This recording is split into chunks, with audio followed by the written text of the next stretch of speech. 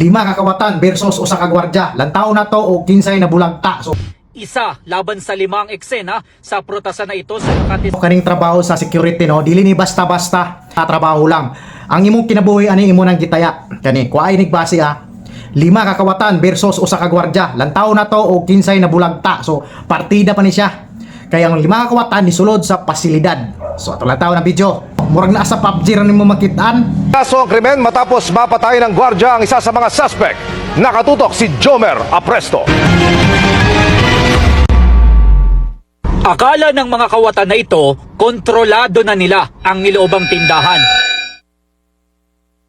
Pero ang pinadapa nilang gwardya biglang tumayo at nagpakawala ng bala. Isa laban sa 5 eksena sa prutasan na ito sa Makati City madaling araw kahapon.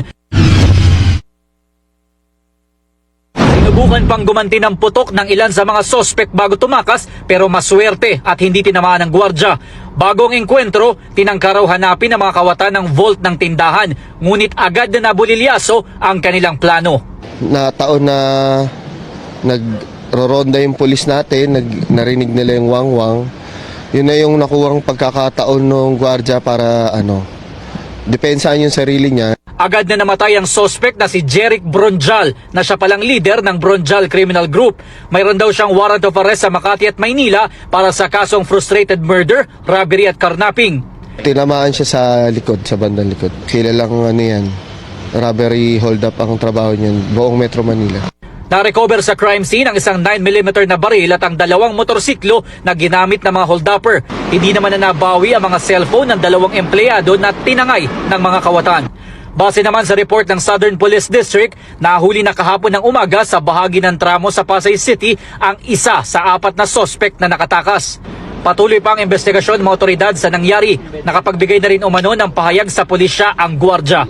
Binigyang parangal din siya ng SPD para sa kanyang matapang na pagganap sa kanyang tungkulin. Sa ngayon ay nagpapatuloy ang hot pursuit operation ng pulisya para mahuli ang mga nakatakas na suspect. Para sa GMA Integrated News, Jomer Apresto nakatutok 24 oras. Kaya akong tambag buds kung mo-apply ka gwardiya dayon pa kamotoy-kamote ka, wala gi-apply nimo ang training. Ay na lang pag gwardiya ka buds kay imo kinabuhi murag imo rang gitaya. No? Delikado ang gwardiya, ang trabaho na security delikado tanan jud. Kay usar ka sipyat nimo kay mosulod nga mga daotang mga tao. Ikaw mismong frontliner ang makaengkwentro.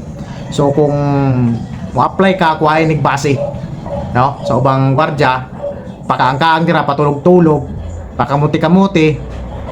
Mo niyong kuhay base, dili tanan haya-haya. Ayaw niyo una-una na katapusan kinsinas sweldo na.